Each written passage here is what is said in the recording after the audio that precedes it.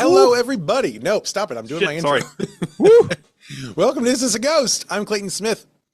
And every week, gosh dang it, every single week I tell a real ghost story from real history to my real friend Patrick Dean, who doesn't take it real seriously. And if you're thinking to yourself right now, well, that's not true because you didn't tell a new one last week, then I'll tell you, turn the tables on you, friend. What I learned about you now is you don't subscribe to Ghost Plus. We did have a new episode last week up for our plussies. And it was fine. It was definitely, it was an episode for sure. I'll tell you what, it was a great episode, and it was called The City of 30,000 Ghosts. And so sometimes people are like, hey, there was no ghost in that one. Or hey, there's only like one ghost. This time it's like, well, fucking let's go. Let's go. 30,000 ghosts. And it was fine. I will say it was a bit of a downer. We should have saved it for episode 30,000 in retrospect. That would have made a lot more sense. We should have for our grandchildren to do someday in our name. That would have been good, but we did not. But you should subscribe to Ghost Plus, and you get you get an episode every single week, plus a ton of bonus content. We are just killing. I had to tell you, I don't want to brag, but we are killing it with bonus content. So much bonus content. So much bonus content. Bonus.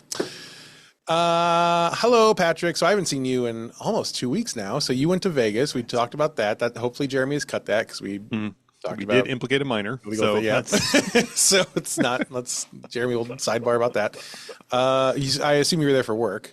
I was there for work. Yes. Are you building a new baseball stadium? No, I am not. It was the world's largest construction equipment expo. It's in Las Vegas, Nevada, every 3 years. Every 3 years. Is the convention every 3 years, or it's just held in Vegas every 3 years? The convention is only once every 3 years, and then on the offsetting years, they have one in Paris and one in Munich.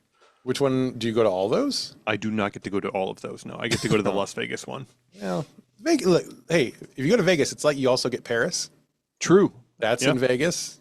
I ate dinner in New York one night. Oh my gosh. Well, you're all set, man. Like a really kind of gross Mexican place. How do you think it'll compare to the actual New York you're going to go to soon? I kept asking the waiter, and he did not want to talk about it. He just got really sad and said, "I'm from Brooklyn." Did they bring you in from New York to work here? Because I'm going to go there next week. Yeah. And he didn't want to talk about it. So I assume he probably typical New Yorker, right? So it's yeah, real gruff, real private. That's cool. So did you have any fun at all? Not really. I fell up an escalator, almost died. That was pretty fun. I'm sorry. You fell up an escalator?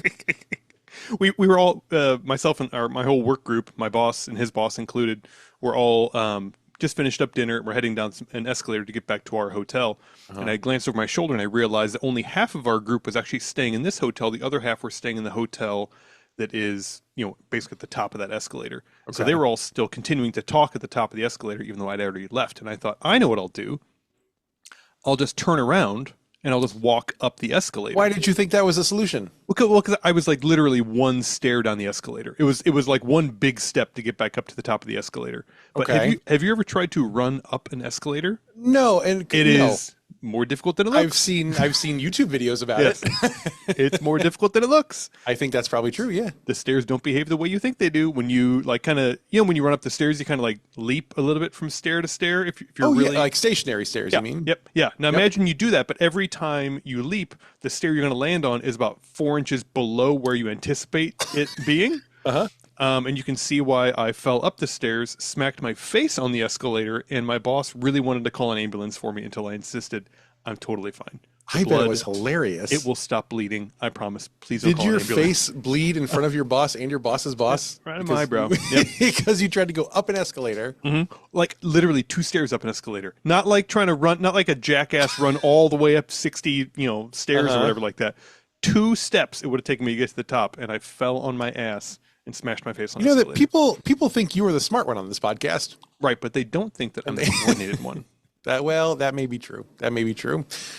Well, you seem great now. Yeah, it was touch and go there for a little bit, but I'm better now. What if you died in Vegas from an escalator accident? Wouldn't that be great? It would be pretty good. Would they send your body back here so that I could fulfill your final wishes of flushing you down the Steak and Shake toilet? The good news is the escalator probably would have done half the work for you. So it would have been Here's his ground beef. I swear most of it is Patrick. Here's an audio recording of him literally wishing this to happen. So I think this will hold up in court. Yeah. Boy. Well, that's fun. So you didn't gamble? Nothing? No. You didn't play any fun games? You No. did see the new stadium that's going up? I did see that was literally outside of my window. I thought I'll one night I'll walk down the strip to the end of the strip to where the baseball stadium is being built. I'll take some photos. It'll be nice. It'll be very peaceful. And I got into my hotel room and I pulled the curtains back and I'm literally across the fucking street from where the baseball stadium is being built. I thought, well, there goes one night. So they're building it. They are. Is it official that it's happening, or they're just I guess going on faith? I thought it was touch and go, but like they have a lot of it built right now. It seems like quite a project that's been in. It's happening. That's the thing about building in the desert. You can just build all the time. There's no like season for it. You can just build all the time. Yeah. I'm excited. I cannot wait for our annual baseball trip for Vegas. I'm kind of looking forward to going back for that. I'm not looking forward to any other chance to go to Vegas, but going back for the baseball trip will be fun. Yeah, with those people for that reason, it'll be great. Absolutely. It'll be great. Oh gosh. So we should do a ghost story, right? I guess. Does that sound okay? I got time. Today's a special day. Oh. Because for you, my friend, today is a choose your own adventure kind of day. I love those. So you've got two options because At any given time? No, sorry. Just one set of two. One. I thought this was going to be fun. Never mind. No. No, it's not going to be fun. We haven't done it for 192 episodes. We're not going to start now. You get to make one choice, and it's before we start the story. Okay. All right. Okay. Hey, speaking of choose your own adventure, so I don't know if you know this, but the Choose Your Own Adventure series, the people who own that are like very litigious, and if you have like a Choose Your Own Adventure style book and you call it Choose Your Own Adventure, they will sue the shit out of you. Yes, I've heard. Right. Yes. So your friend Griffin McElroy, he wrote one. I saw that. He wrote one, and he was calling it a Choose Your Own Adventure. And I was like, Griffin knows better than that. Surely he can't just go out there calling it. And then I learned he's got to deal with those people. It's a real, honest to goodness Choose Your Own Adventure. Yep. It's exciting. Yeah. Griffin is lawyered up. Let me tell you. I would imagine that's yes. The McElroys have had a lot of cause for lawyers. Yeah, that's good. I think I'm going to buy it.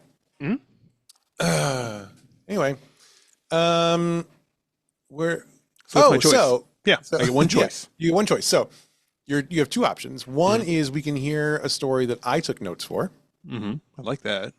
The other option is we can hear a story that Caroline Jones sent in notes for. Ooh, I like that too. Now, I will tell you, whichever one you don't choose now, we will do next week. So the stakes are very low and could not be lower. That's fair. It's not like one of these where whichever one I don't choose, you have to do with Ryan or something like that, right? Oh God, I would listen. Okay. I would never do an iTag with Ryan. No. I'm gonna have to go with the Clayton Smith notes. Okay. It's gotten us this far. So far, so good. All right. Well then, let's do that. Spooky time. Spooky time. Spooky time. I actually started this one as a ghostie. So I told you, I think Aaron and I are going to record a ghostie together. Did I tell you that? That's wonderful news. That's great. Yeah, it's going to be fun. So I started this as a ghostie for Aaron, but it got really long for a ghostie, not for it's normal episode length. All that I only mentioned that just so you know, like there's going to be a theme that you're going to be like, oh, this should be an Aaron story, right? It's going to be a little romantic. It's going to be a little romantic, yeah. And then there is a part in here like a third of the way through, I do take off my shirt, in like a sexual way. You're wearing a hoodie. It's going to take you a while. I can tell. It's going to be a long time. I got to take the headphones off. Yeah, it's going to be some work. I wanted you to be prepared. Product in your hair. This is going to be half the episode. I'll be honest. Yes. So subscribe to our YouTube, everybody. Anyway, but I think there are some there. I didn't go back through and remove. I think I tried to remove some of the call outs specifically to Aaron because I have questions here for Aaron that I put in the script. Right. I think I got them out, but I might ask you questions that are meant for Aaron, and I just think you should roll with it. I guess. Can I just make one question just to have take half a step back? Is this about musical theater? Yes. It's fine. Yep. It's fine. It'll be good. But I think you're going to like it. Okay. Yeah. Yeah. Probably. Yeah. Probably. Aaron would be a much better person to do this with, for sure. But I mean, it's so long, Pat. It's just so long. you can only sedate your children for so long before they just come crawling downstairs. That's right. And the Megan Phillips episode, the Ghosty, it was like an hour and 10 minutes long. It's not out yet, so we don't have the data yet to whether or not people will stand a Ghosty. That is so long. So, so we're stuck here. With all that said, let's dig in. What do you think? Yeah. Olive R. Duffy. Not Oliver Duffy. Not Oliver Duffy. Right. Olive R. Duffy. Mm-hmm. Yeah. Olive R. This seems like the sort of thing that, like, if you discover yourself later in life, this is what you change your name to. Mm-hmm. Like, oh, hey, Oliver. No. No. It's Olive R. Yeah. Okay, good for you. All right. So, yeah, congratulations. That's wonderful. Yeah, absolutely. So Olive R. Duffy was born on October 20th, 1894. So we're post-Civil War. Mm-hmm. And end of note. Yeah. Things are good. We fixed everything. We're in Reconstruction. It's going great. Yep. She was born in Charleroi, Pennsylvania. Mm-hmm. What that is. I don't know what that is. She's the second of three children, born to Michael and Lorena Duffy. Can you guess what original nationality that family was? The Michael Duffy family. I'm going to say English. So close. They're Irish. Irish. Irish. Duffy. Okay. When you say it like that. Yeah. Duffy. Yeah. Okay. Yeah. They're Irish. Olive has two brothers, James and Michael. Mm-hmm. Olive's father is a bricklayer. Mm-hmm. And that's going great until he catches pneumonia and dies. Oh, no. And he does that when the kids are still pretty young. Mm. So the mother now, Lorena, who goes by Raina, Raina packs up the family and she moves them to McKee's Rocks, which I am told is a town also in Pennsylvania. This is very similar. This is very, very similar to the last story, the couple stories ago, when the father, who was a mason, died, and they moved to like Concrete City or something like that. Yeah. In Texas, yeah. So this time, the father, who's a mason, died, and she moves to, what is it? Something Rocks? McKee's Rocks. McKee's Rocks. Yes. Yeah. Okay. The Irish rock place. Yeah. Is where they live. So it's a small mill town, and this is where Raina's parents live. So obviously, okay, your husband's gone. You get some help with the kids. Yeah, you go where mom and dad are. Got that life insurance money to spend. So you wanna... Yeah, she's living it up. Now, Grandma and Grandpa watch the kids while Raina works in a local factory. So it sounds like a pretty neat life. Mm-hmm. This is a fine short-term solution, but the grandparents eventually are like, Raina, you have to get remarried. We cannot keep babysitting. Right. We are so old. We are, I would say, at least 38 in 1894. Like, please, come on. So Raina courts a man and pretty quickly marries a man named Harry Van Kirk. Okay. Harry Van Kirk. Dutch, maybe? I did it like a German thing, but maybe Van Kirk, that sounds Dutch. That's like a Dutch thing, right? What's a Dutch accent? Go ahead. Rudy Hello, my name is Harry Van Dutch. It's Harry Van Kirk. Hello, nice to know you.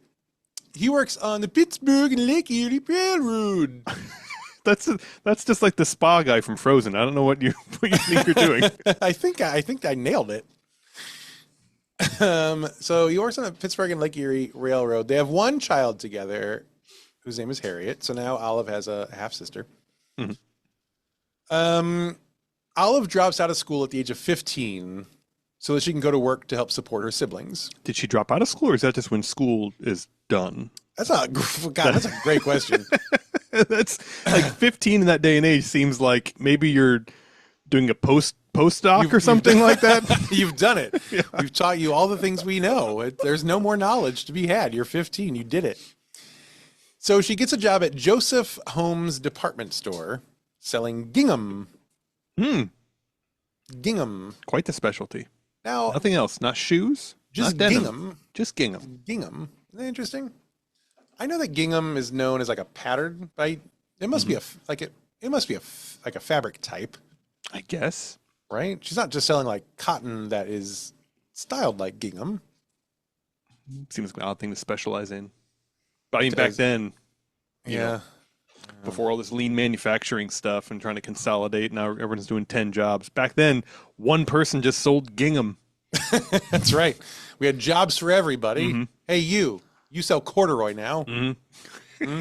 Back then, we had Bob Hope and Steve Jobs and Dick Gingham. And now we got... well, you know what I mean. I have no idea what you mean, but I'm into it. She made $2.75 a week, Hey. which even accounting for inflation now is about $95 a week. What I like about this story is that even in the early 1900s, we were still using child labor in the same way that we are using child labor for textiles now, except this was homegrown child labor. Right. So way better. American child labor. Gingham probably sells itself, really. I mean, you're pretty much just there to run the till. I don't think there's really a whole lot you have to do. Yeah. So she's not making much money, but in April 1911, she gets married to a man named Bernard Krug Thomas. Mm-hmm. Now, she is only 16 years old. Ooh. Well, which I guess I mean, she's for a this doctor, time, so that's right. She's now Olive Thomas. Mm-hmm. She's married Bernard Thomas, right? So she's Olive Thomas. And here's a question. I'm reading the script. Do you you know that name, Aaron? Do I know the name Olive Thomas? Yeah, Aaron. Do you know the name Olive Thomas? No, it does not ring a bell. I wonder if Aaron does. Should I yell upstairs and see? You should. You should bring her down. I'll text her. And see. She's probably gonna say, "Aren't you doing a fucking episode right now?" She's like, "Please leave me alone. This is my favorite time of the week when you were recording with Patrick downstairs and I don't have to worry about anything." Chance to Google Gingham. Oh, it's that Korean song.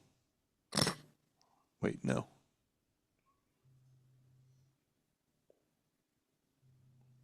I'm going to take, okay, any chance you can come down for a throwaway question on the podcast?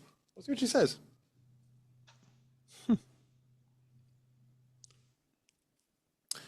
Yeah. What are you looking at? This scene what Gingham looks like. It's check. It's like the check pattern. Yeah, it's like a check. Yeah, like a check pattern. Like a heavy cotton check I pattern. hear footsteps overhead. I think Aaron's coming down. Uh-oh, you're in trouble. No, I don't think so. Uh-oh, okay. This is not going to be worth the pay. She's going to be very upset because it's not going to be worth her time. I was doing the dishes, dickhead. What do you want? Hi. Welcome down to the studio. Hey, everybody. It's Aaron. Hello. Hi, Aaron. You can wear this. You can hear Patrick. Hi, Aaron. You're live on the air with me. Great. I have a question for you. Does the name Olive Thomas ring a bell to you? Olive Thomas. No. What if you have the what if you have the context of it is early 1900s musical theater? Early 1900s musical theater? Yeah. It's a deep pull. I mean, is this an actress? It's a woman. I think feel like I can't help she you probably with that. becomes an actress. Maybe. Olive not gonna help you. Thomas. She probably changed her name when she Maybe. wanted to become famous, because that sounds pretty Wait. boring. Right. I'm gonna. Hey, Patrick, cover your ears. I'm gonna ask her a question about the future of this episode. Do you know the name Ziegfeld? Yes, I surely do. Yeah, she's one of the Ziegfeld Folly girls. Okay, so there were like hundreds of those. Yeah. So what do you know about the Ziegfeld Follies? This was a story I was doing for you, yeah. and then it got too long. Gotcha. I know that they had like a cool show called The Midnight Frolic. She's in that. Okay, well, there you go. Yeah, it was the toast of the town. You would go like to, sometimes I think they had one of the theaters was like on a rooftop. Yeah. But yeah, I mean, Ziegfeld was the it producer on Can I come back? Broadway, turn of the century. Fanny Bryce came out of that. What is this, a test, or are you actually looking for information? I was just curious because I wrote these notes originally for you, and then it got so long that I was like, well, this is a full. But I left some questions in here that I wanted to know if you know Olive Thomas. I figured you knew Ziegfeld, and I didn't know, like, I would have thought it would be like fun, like fodder for us to talk about. Yeah. Patrick is not proving to be good at that. Yeah. So I think there are very few names. Oh, French fry just made the desk go down. I think there's very few names of Ziegfeld showgirls that would have survived unless they were like one of his girlfriends or She was a headliner. Oh, she was one? yeah. Well, I'm spoiling a lot. okay. Yeah. I'm done ruining the episode now, I guess. All right. Cool. Thank you. Yeah, you're welcome. I'm back. Yeah. We're back. All right. I just spoiled the whole episode for all our listeners. Oh, okay, cool. Yeah. So we can probably just wrap this up. Do you want to? Hey, I got shit I could be doing. Okay, so let's see. So Olive now, she's 16 years old. She's married.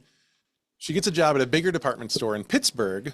Oh, all right. Yeah, Pittsburgh. I like Pittsburgh. It's a lovely city. It's lovely. I think PNC Park is one of my favorite ballparks. Mm-hmm. The view is definitely the best. Great ballpark. Love Pittsburgh, and she loved it too. She got a job at a department store there. It's a bigger department store called Kaufman's. Mm-hmm.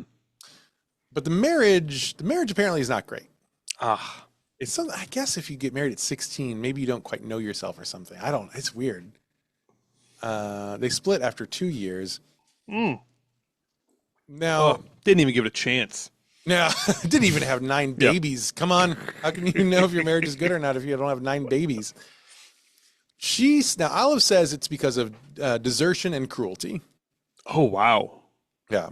Okay. Now, to be fair, I should say that what's his name? Bernard. Mm-hmm. Bernard said it was because she wanted a life of luxury and to improve her station. Hence the move to Pittsburgh. Yeah. As you know, the move to Pittsburgh.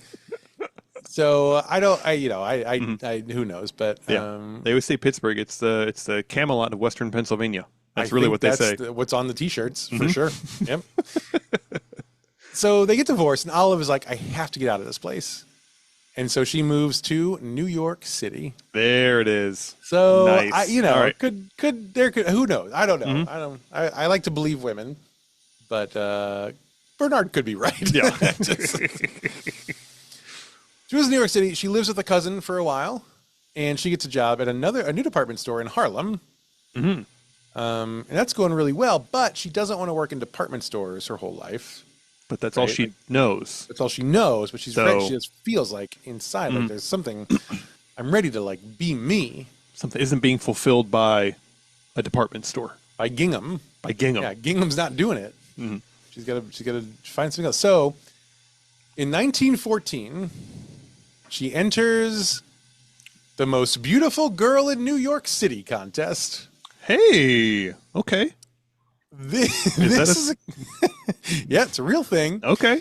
It was a contest put together by a commercial artist named Howard Chandler Christie. Mm-hmm. So commercial artists for this time, like this was, at a point in time where illustrators, painters would paint models as ads, basically. So you look at like any of the old, Saturday Evening Post. That's what that came out. Yeah, it's a lot of like Norman Rockwell style, painted thing, like that. It's that style, but for ads. So this artist hosts this most beautiful girl in New York City contest, which feels pretty blatantly like a ploy to just like find and sleep with beautiful women, I think. I am also holding the most beautiful woman in New York contest. It's in the Bronx. The fanciest part of New York. I'll email you the address the morning of once I figure out where. And then all the women need to just come on by one by one. Yeah, clothes not necessary. Do not bring weapons. So she wins the contest. Oh, wow. She's the most beautiful girl in New York. She's the most beautiful girl in New York City. And it launches Olive's career as an artist's model. Oh, okay. So she models for Christie, the guy who put this on. And then she also goes on to pose for Harrison Fisher, Raphael Kirchner, Penryn Stanlaws, and Haskell Coffin. All of whom I am told are commercial artists of some renown. A who's who? I think so. That's correct. Now, of course, she's posing and there are, there's scantily clad representations of her. There are nude representations of her, but also some fully clothed stuff. Okay. So she's just kind of doing it all. She stuff you can send back home to mom. Yeah. And some stuff you can't. Yeah. And she's featured on all kinds of magazine covers, including, indeed, the Saturday Evening Post. Are you Googling? Oh, my goodness. You horny dog. Oh, so you probably have found the one that was painted posthumously of her, actually. I think we'll talk about that one. Yeah. Pretty good, Bill, right? Pretty sweet. Yeah. Yeah, we'll talk about that later. Now, eventually, one of these artists, Harrison Fisher, he writes Olive a letter of recommendation and sends it to a man named Florence Ziegfeld Jr. And again, here's a question I had for Aaron. What do you know about Florence Ziegfeld, Patrick? Oh, I mean, I love his Vegas show with the White Tigers. It's like the best part. Yeah. It was until he ate one of them. Yeah, but ate his partner. that was always a highlight of going to Vegas. Was the Ziegfeld show. The Ziegfeld show, yeah. This is the question I asked Erin while you had your headphones off. And she had a way better answer than you had. She talked for a long time, I could tell. Yeah, she sure I kept did. trying to come back, and you're like, no, stop it. She's still going. I'm sorry, she's still going. Olive, so Ziegfeld has a show in New York. It's a review, basically, just it's a collection of like song and dance numbers, basically, right? Okay. Called, you might have heard of this, the Ziegfeld Follies. Does that sound familiar to you? You'd be surprised. I would not, actually. I've known you a long time. It is a very famous series of productions. Okay. He was a very famous early Broadway producer. That's Ziegfeld great. Follies are, again, I just want to say again, very famous. I'm so happy for him. That's yeah, great. Yeah. And for Olive, because now she's part of it. Yeah, and for you, because you know it. Yeah, thank you. Thank you so much. Olive made her stage debut in the Follies of 1915 on June 21st. And she becomes very popular with the audience. Okay. All right. I mean, particularly, of course, the male audience. So you've seen the painting of her, which I was going to say is posthumous, which is does make it a little. She looks alive in it. Yeah. I think we'll talk about this, but in case we don't, so the one you're seeing, the nude that you were seeing, was painted posthumously. We are going to talk about that. We're painted posthumously by someone who painted it from memory. So she was, and not like a lover of hers, just like a guy who was around the Ziegfeld Follies a lot. Right. So she was just, it's showbiz, baby. Anyway, this is a photo of her. You ready? Oh, okay. Wow. Yeah. Very pretty. With Very like pretty. the ringlets. I like the ringlet hair. The ringlet is nice. It's got a little very pouty shaped mouth. Looks like she's about like ready to roll her eyes at some dude that I like a lot. Yeah, she's very pretty. And of course is very, very popular with the men who go see the shows. Now, the Ziegfeld Follies is not the only show that Ziegfeld has going. He also has a more risque show called Midnight Frolic. Oh, okay. Midnight Frolic is the late show that's staged after hours. And it's in the rooftop garden of the New Amsterdam Theater. Oh, outside? Outside. Okay. I mean, but like a rooftop is like, I guess, nice. but it gets very cold in New York. I mean, it's probably a seasonal show. I would guess. That's fair. I think so. Yeah. It's funny because when I asked Erin about this, she brought up the Midnight Frolic. And she was like, there was a show. She should have been a way better guest for this episode. Wow. Just keep it up. Yeah. And here's another question I have for you. So Patrick, have you worked at the New Amsterdam Theater? I have not. I was invited, of course. Yeah, of course. I mean, sure. But God, the taxes. There's no way I could stomach that. No, of course not. No. Now we'll never know if Erin worked at the New Amsterdam. Anyway, Olive is so popular in the Follies that Ziegfeld moves her to the Midnight Frolic because he's a good businessman. He knows when guys are doing the Looney Tunes wolf face over over a person. Now, the Midnight Frolic is unsurprisingly a show mostly for famous and wealthy men. It's basically a burlesque show, and the men would often shower the showgirls with gifts.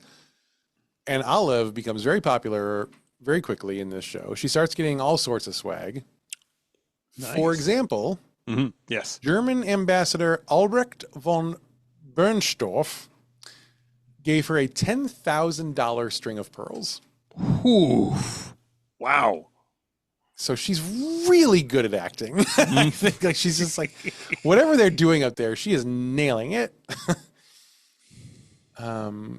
So I mean, but she's sleeping. She's got to be sleeping with these guys, right? Like, Good for her though. No, Yeah. there's no judgment. I think it's great. But she must be. She's sleeping with a lot of the guys, presumably, including for sure. It turns out Florence Ziegfeld himself. Oh, okay. Yeah, sleeping with the boss. Now, this is a bit of an issue because Ziegfeld is actually already married. Oh, okay, yeah.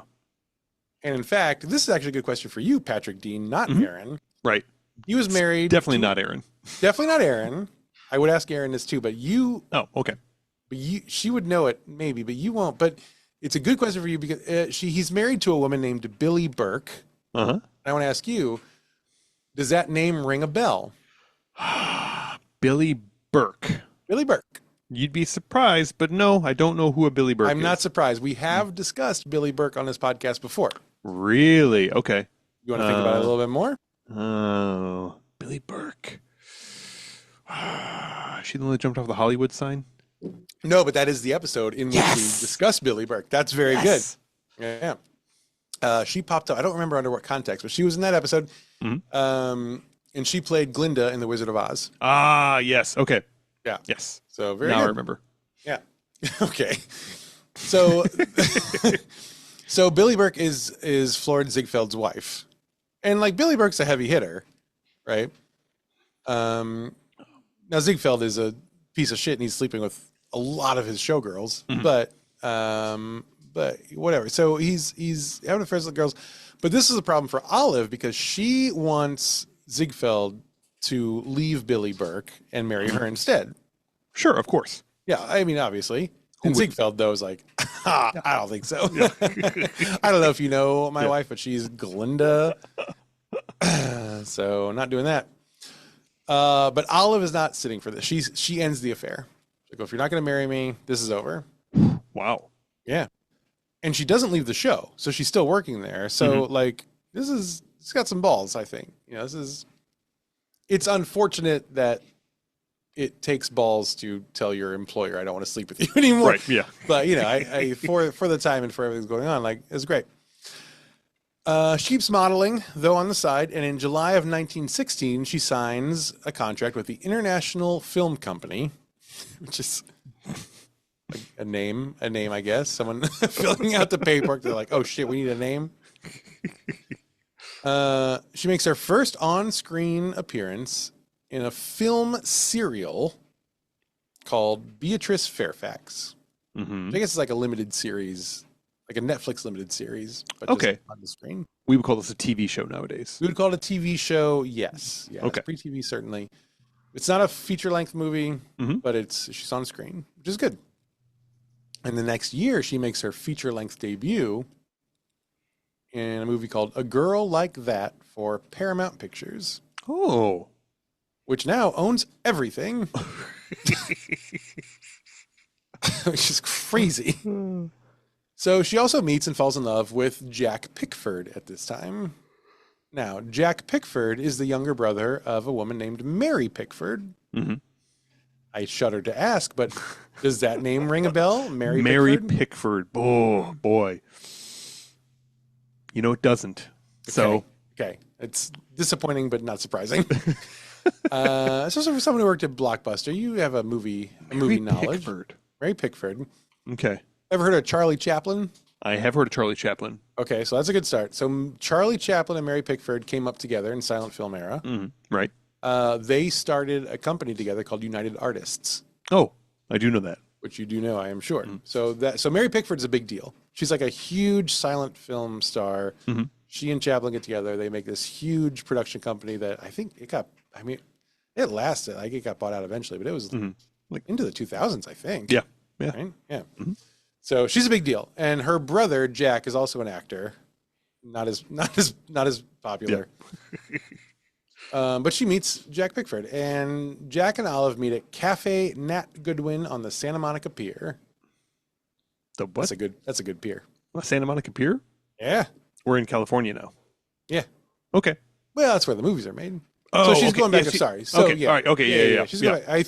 And actually that's true. I don't know if she's still working for Ziegfeld at this point. I think so. But she's the off season. She's going to California. Okay. Because like the rooftop. When the rooftop is too cold. That's right. She goes to California. Makes total sense. She's on Santa Monica Pier, which is an A+ pier. Absolutely. That's fine. Top 5 pier. Top 5 pier for sure. And they have an absolute blast together. According to screenwriter Francis Marion, quote, "They were the gayest, wildest brats who ever stirred the stardust on Broadway." Okay. So they're having a good time. And they elope on October 25th, 1916. Wow. To New Jersey. Hey. Like, what do you think is the worst state to elope to? After New Jersey? After New Jersey, because that's number one for sure. Gosh, I don't know. Probably Ohio. Got to be Ohio. Ohio's pretty bad. Yeah. So they get married. They elope. They get married. But Olive asks Jack to keep the marriage a secret because she doesn't want people to think her success in the film industry, if it happens, is because of the Pickford family. She wants to be recognized on her own merit. And Jack is like, yeah, I respect that. That's great. Because again, the Pickfords at this point are like royalty, like Hollywood royalty. They're the Leo DiCaprios of, except they probably win awards, unlike poor Leo. I think this comes out after the Oscars, doesn't it? That joke could age poorly. Well, maybe it will. Yeah.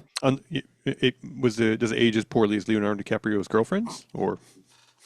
Nothing ages more poorly than Leonardo DiCaprio's girlfriends. So, and they do manage to keep the secret for about a year, but eventually the papers find out and they break the story. Interestingly, the papers break the story of their engagement, not their marriage. But still, they got it a little wrong, but which is surprising for journalism. It's usually pretty good. But so word gets out, but at this point she's been acting. She keeps acting. She's making more movies. I think at this point now she's officially out of the Ziegfeld Follies. She's a Hollywood girl now. Well, she's married, so yeah, she can't. Can't keep shaking your cans if you're married. I mean, I you guess. can. Yeah. Does Amy shake her cans? Just can't even get the question out. So Olive keeps acting. She's making more movies. She's in 1918. She makes a movie called Upstairs and Down, which I've never heard of. But this does establish her image as a quote baby vamp, which I don't know. I don't know what that means. I'm guessing probably not what I think it means. I know it means at least 2/3 of the dolls in June and Gloria's room right now are also of the Baby Vamp series. Yeah. Okay. But I don't know about back then what the context was. Probably not a vampire-based thing. Maybe. I don't know. I guess I could look this up. No, I mean, a vamp is like a diva performer, right? You sure? Yeah. I don't know. Like you're vamping. You're Well, vamping is like you're killing time by saying words and stuff, right? like I am. Yeah, exactly. You could be a baby vamp. Yeah. I guess so. Diva, baby vamp, young, newly turned or inexperienced vampire. Thank you, ChatGPT. I agree. I don't think history agrees with us, though. So anyway, she's got that. Got that going for her. She's a baby vamp, which I guess is good for her career. For reason. And here's a fun fact. Wham! Olive was the first actress to ever portray a flapper in film. Oh, hey. Okay. In the film, I bet you could guess the name of this film. You want to try? Life of a Flapper. So close. The Flapper. So she's doing things are going great. On October 4th, 1920, she makes a film called Everybody's Sweetheart. It's a great film, I'm told. And this will be her final film. Oh, no. She retires? Well, in a sense. Okay. Her marriage to Jack Pickford is it's a pretty tumultuous. It's not it not in the way that it normally is when we say that on this show. I think it seems like they did truly like love each other, but they were both high drama. Yeah, and that becomes problematic. Which typical Hollywood shit. I know how it works. So it's high drama. There's a lot of like highly charged conflict. Which is followed by like lavish gifts to make up for the fights, right? Yes, that kind of thing. And they realize this is an issue, and they keep promising like what we need to do is like we need to get away for a while and just take like a vacation, get a break, like reset a little bit, like let's try like are we still us if we go somewhere else, right? So they keep promising they will do that, but it's just their schedules are so crazy. Like they're both working a lot. They're working on different things. They're all over the place. They're traveling for work. Like it doesn't work out. But the fights get bad enough where they are like, we have to take a break. We have to go on vacation. We have to like step outside of all this and really see if we can do it, because if we don't, it's over. So they commit to a second honeymoon to see if they can, just see what happens. In August of 1920, they take their second honeymoon in Paris, which is in France. Oof. Sounds pretty good. Much nicer than New Jersey. Yeah, a little bit. Are you suggesting their first honeymoon was in New Jersey? Well, they eloped to New Jersey. Yeah, but was there a honeymoon in Jersey? I mean, I think they probably had a pretty good time in New Jersey. You don't elope somewhere without having a pretty good time. That's true. So they're out there. So now, on the night of September 5th, 1920, they head out for a night on the town. Oh. And remember, these two, they're the gayest, wildest brats or whatever, right? They love to party. They're gay baby vampires. They're gay baby vampire unleashed brats. On the City of Lights. And they love to party. They are getting fucking hammered, right? They get back to their hotel suite at the Hotel Ritz around 3 a.m. Jack walks into the room and immediately passes out on the couch. Olive heads into the bedroom, and she is not feeling great because she's been drinking so much. Right. She wants to sleep. So she's like, well, I should take a sleeping tonic. Definitely. That's what I always do when I drink way too much. I want to take a sleeping tonic and lie on my back. That's what I want to do. So she does. She picks up the sleeping tonic and she slams it. As soon as she swallows it, though, the taste is awful. The taste is not right. A French sleeping tonic, no less. Correct. This is pure barbiturates. That's all this is. Well, she screams at this point, quote, "Oh my God!" Now this wakes up Jack. Okay, so Jack stumbles into the room, to the bedroom, to find Olive had just consumed the entire bottle of mercury dichloride that had been prescribed to Jack the day before. Now, a couple things to point out here. Mercury. Number one, there's mercury in this. Yeah. I don't know if you know what mercury does to the human body. It's bad. It's like big bad. Real bad. Like what was it? bad. What was it prescribed to Jack for then? That's the second thing. Good question. We think possibly as a topical medicine to treat sores from syphilis. Oh. Womp womp button done some here. Somewhere here, but so that's a whole thing. That's a whole side story, I assume. But she picks it up. After this, the first words out of his mouth are, "Did you just drink my syphilis cream?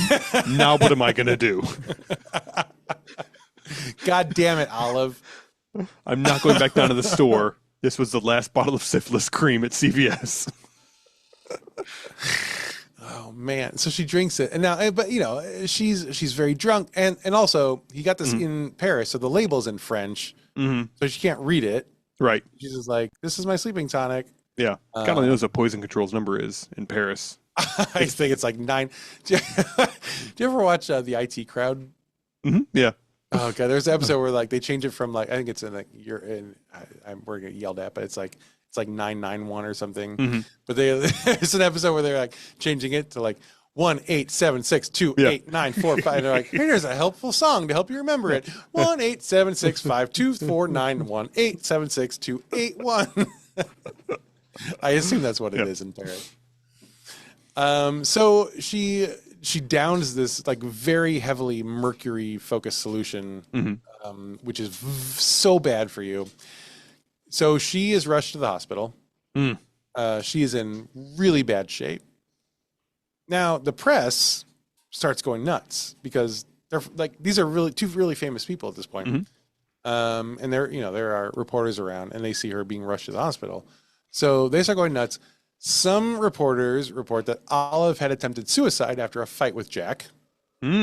Others write that she tried to kill herself after learning that Jack gave her syphilis. Oh, see, that would very poetic. Very poetic. Yeah. You know what? I'm going to drink all your fucking syphilis medicine. Yeah. That's what I'm going to do. Yeah. How do you like it when the syphilis is on the inside of me?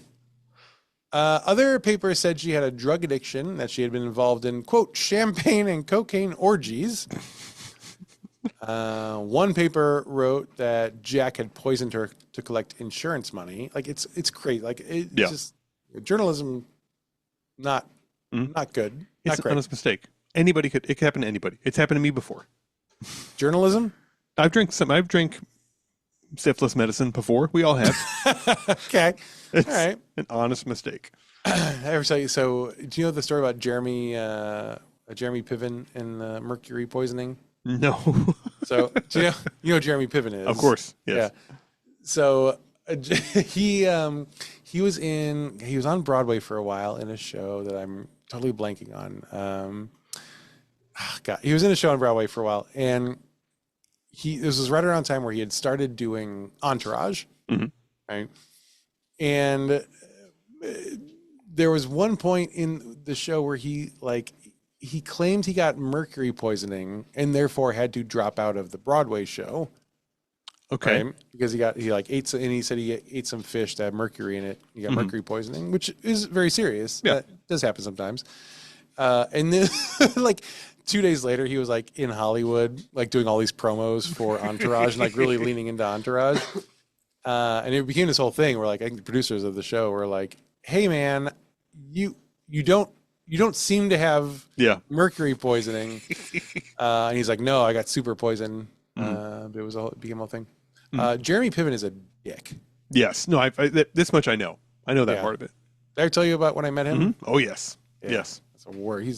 I'll tell everyone else, I guess. I don't know. We may have said this on the show before, but I used to, in grad school, I interned at his parents' theater, which is where I also met John Cusack's mom, and she was delightful. The best. I also met Pearl, the child who was in the old Will Ferrell Funny or Die skit where the landlord. You ever see that? That was like from fucking 15 years ago. But I met Pearl. She's a cute kid. And then the Cusack's mom was great. Who was not great was Jeremy Piven. So we did there was the gala, and he was the special guest, again, during Entourage era. And I was like helping set up because I'm interning there and I'm in grad school and I'm like an adult, but interning and stuff. So I'm not like a kid. Yeah, you're adult-sized, but you're still in college. Yeah, correct. Exactly. So I see him at one point, and I walk over, and I was like, "Hey!" And it's like, we're in this giant room, empty room together, like just walking past each other. And I'm like, "Oh, Jeremy, hey, just really, hey, I just wanted to say hello. Like I'm, He goes, "Who are you?" And I said, "Oh, I'm Clayton Smith. I work for your theater, your parents' theater." And he goes, "Huh." And like walked away. Like my hand is extended to shake it, and he just goes, "Huh," and like turns around and walks away. He's a real dick. And then here's a salacious story. I don't want to get sued. This is all. I don't know if this. I don't say this. I don't. It's know all speculation here. Yeah. One of the people I went to grad school with said I told that story to them, and they were like, "Well, yeah, he's the worst." He's like, this girl was like, "My friend met him once, and he was like, well, come over. You should come over for a drink." And she was like, "Oh my God, Jeremy Piven wants me to go over to his apartment for a drink." Like, absolutely. And she goes there, and when she showed up, he was on the couch, totally naked. Ugh. And she was like, nope, I'm gonna go. So, not a great dude, I think. Anyway, what are we talking about? We were talking about the movie PCU. actually. Yes, where he's a big dork. Let's see. So anyway, she's in bad shape. Her kidneys are fucked because mercury is that's what it does. Can't process that. And there's no coming back from this. She's in the hospital for 5 days, but eventually she dies. They take Olive's body back to the States. Her funeral is an absolute circus, and she hadn't left a will because she's pretty young. She's young and vibrant. Yeah, and so her estate is split between her mother, her 2 brothers, and Jack, her husband. Although I will say Jack later gives most of his share to Olive's mother. That's nice of him. Which is very nice, yeah. But the spirit of Olive Thomas, meanwhile, has found its way back to New York. Ooh. Her ghost lives. Yeah. Like it got on the steamer and had to hide in the trunk. And it was crazy. What a journey. First, it was on the Titanic. And then I was like, oh, no. Start over again. Her ghost lives at the New Amsterdam Theater, which is where she starred in The Follies way back when. Her ghost wears a green beaded flapper dress and holds a blue bottle, which is the bottle of mercury dichloride that killed her. I would have left that in Paris. I wouldn't have brought that back. I wouldn't. I do wonder, like, maybe they're like, okay, we'll let you go transatlantic, but in exchange, you're bound to this bottle forever. Stagehands at the theater have seen her so many times that it's now customary for them to say, "Good night, Olive," on their way out. Olive's ghost prefers appearing to men more than women. Who doesn't? Yeah. Yeah. Gosh, no one I could think of. A few years ago, a man named Dana Amendola, who is vice president of Disney Theatrical. I don't know. I think Disney Theatrical might own the New Amsterdam Theater now, or at least they have if they don't own it, they have a solid contract with it. I think they own it. So Dana gets a phone call that wakes him up at 2:30 in the morning. It's from a security guard at the New Amsterdam Theater. And the security guard is freaking out because he had just seen a woman in a green dress holding a blue bottle. And he yelled at her, "Hey, you can't be here." And she glided right through the wall and out onto 41st Street. Oh, well, no longer my problem. That's what I would think. This security guard is losing his mind. And Dana at 2:30 a.m. was like, "Don't call me for this. That's just Olive." Yeah. Call me if you can't get her out. Right. Then we have a problem. I'll come down with the proton packs and we'll get that bitch out of here. I know where the Ghostbusters building is. We can swing by there real quick. Dana also said that one time a group of staffers were sitting in an office discussing the movie The Artist. You see the movie The Artist? Very good movie. Love Which is, of course, about the silent film era. Right. And they're talking about stars of that era. And someone mentioned Olive's name. And then someone else was like, "Yeah, but Mary Pickford was the real star." Ooh. Okay. And then someone else said, like, "I wonder what Olive Thomas would think of The Artist." And suddenly a stack of 13 or 14 DVDs on the table flew into the air and crashed to the floor. So, ever the diva, even in death, it seems. And that is the story of Olive Thomas, ghost of the New Amsterdam Theater. Wow. Whew. Yeah. Intense. Yeah. You didn't know anything about it. I knew 0 people in this one. I knew that was 0 a people. Great episode for Aaron, but so long. You shouldn't let me choose my own adventure. I wouldn't have chosen it if I'd known it was an Aaron story. Well, we would have done this next week anyway. So that's fair. I did, just so everyone knows, I did the ghosty I have for Aaron is also a theater story. Good. It's shorter. And it's about the ghost of the Stephen Sondheim Theater, actually. Oh, don't tell Aaron. Oh no, she listens. Oh no. Shit. Jeremy, cut that. What'd you think? It's pretty good. I feel like I learned a lot. Yeah. That's a terrible way to die. Yeah. Mercury's not good for you. Yeah. And like accidentally drinking mercury. Woof. It's bad. Bad news bears. That's what they call that. Well, I guess I'll just say that Smith, this is a production of Smith Show Media. All the notes this week were, in fact, taken by me, Clayton Smith. All the funny jokes were from Patrick Dean. Our audio editor is Jeremy Montoya. Our video editor is Jen Swanson. She is also our webmaster. And our social media manager is Jen Jones. Our merchandise is done, we do some of it, but it's done in concert with Stephen Luna and with Fox and Quill Studio. And that's going to be it for this episode. But I'll tell you, gosh, in the next week or so, do not get syphilis from a silent film star, or else we are going to be talking about you next week on Is This a Ghost?